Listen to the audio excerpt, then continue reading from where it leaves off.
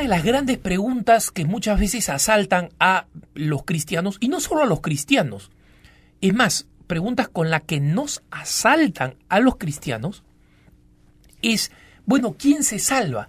¿Los católicos creen que solo los que están en la Iglesia Católica se salvan?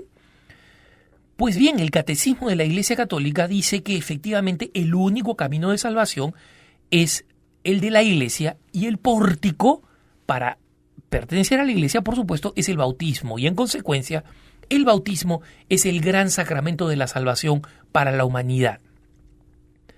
Obviamente quien piensa o cree en otra religión no cree en esto. Pero es lógico, no sería de otra religión si creyera que efectivamente la salvación solo está en la Iglesia Católica. Habría que ser tonto. Sin embargo, por ahí ha habido algún teólogo, como por ejemplo el padre Dupuy o el sacerdote vietnamita norteamericano Peter Pan, que han sido, cuyos textos, cuyos libros han sido condenados por la Congregación para la Doctrina de la Fe, por la Iglesia, porque señalaban un cierto relativismo en la salvación, es decir, que es posible alcanzar la salvación a través de las distintas religiones y a través de distintos caminos. Esto no es así. Y algunos se estarán escandalizando diciendo que, ¿y entonces gente buena que pertenece a otras religiones se condena de todas maneras? Tranquilos, vamos a llegar a ese punto. Pero lo primero que hay que entender es que sería absolutamente absurdo, ridículo, incomprensible que la segunda persona de la Santísima Trinidad, el Verbo, Dios mismo, irrumpa en la historia, quiebre la historia, se haga hombre, muera en la cruz y nos deje un sacramento de salvación que es la Iglesia, basada en Pedro y en los sucesores de Pedro, y nos haga la promesa de que las puertas del infierno jamás van a prevalecer sobre ella, para que al final termine siendo un caminito más de salvación. No, pues, para eso Dios no viene.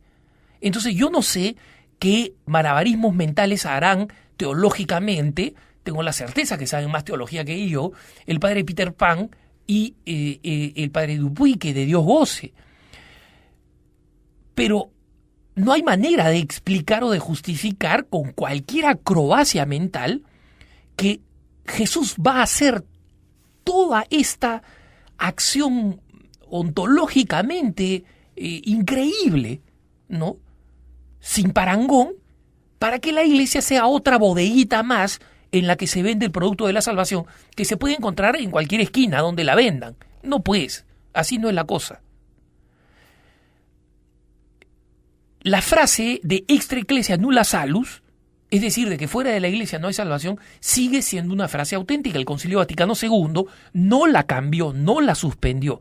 Quienes dicen o se tratan de justificar en el Concilio Vaticano II, o les dice a alguno de ustedes, efectivamente el Concilio Vaticano II cambió esa doctrina, pregúntenle, ¿dónde, padre? Y alguno les dirá, en la Nostra Aetate.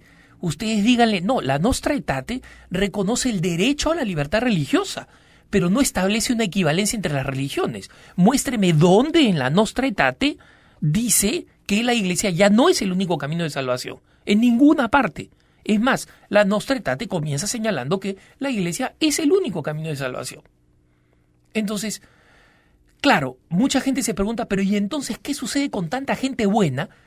Y alguien me pregunta, además, uno de los lectores de Así Prensa, pregunta si en este punto de vista puedo explicar cómo el catecismo de la Iglesia Católica mismo, después de decir que el bautismo es el único pórtico para entrar al camino de la salvación, que es la Iglesia, existen personas que aún no conociendo la Iglesia, por su seguimiento de Dios se pueden salvar.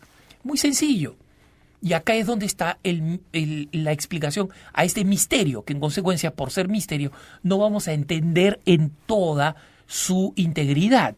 Porque en el fondo estamos tratando de meternos en la cabeza de Dios para saber quién se salva y quién no se salva. Nadie, ni quien les habla, ni quien escucha, puede decir, este se va a salvar, este no se va a salvar. Ese es un juicio final que va a ser solo Dios.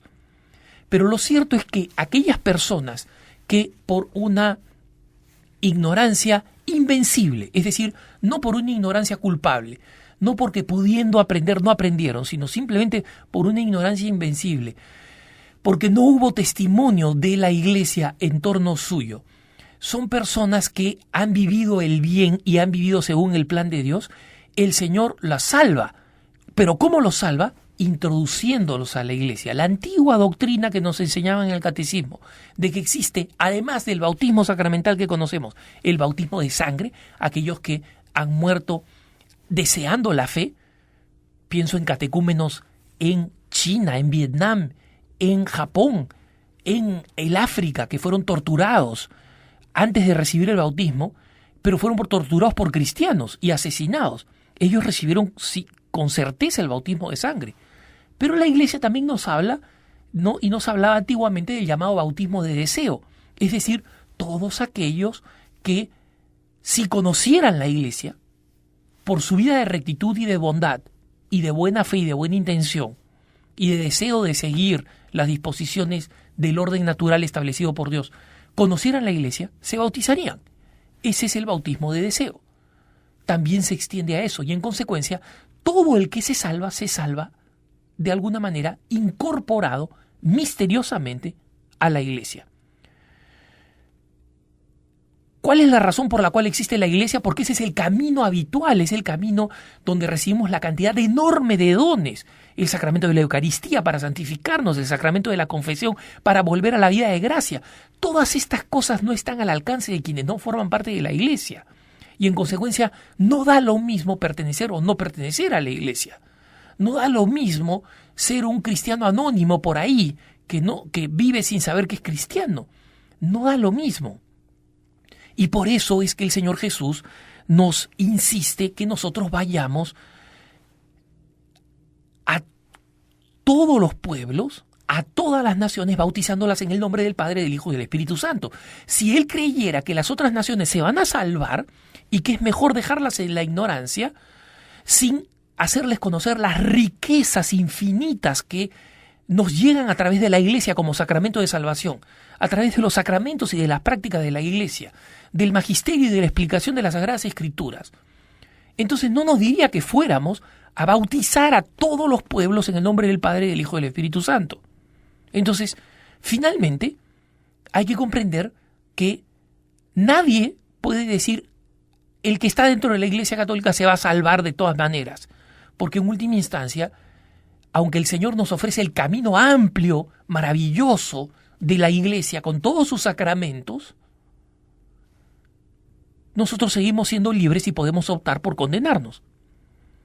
Pero la diferencia entre alguien que no conoce la Iglesia y quien conoce la Iglesia es el cúmulo incomparable de bienes y de beneficios espirituales que recibimos a través de los sacramentos, que nos hacen infinitamente más fácil poder llegar a alcanzar la salvación. Justamente, hasta la voluntad más débil, si es que está dispuesta a seguir los principios de la Iglesia y recurrir, aunque sea arrastrándose, a los sacramentos, tiene el camino abierto para la salvación, a diferencia de aquellos que arduamente tienen que luchar para seguir el plan de Dios, que difícilmente pueden interpretarlo porque no tienen a la Iglesia que se los enseñe, que se los explique, que se los manifieste. Que tengas un buen día.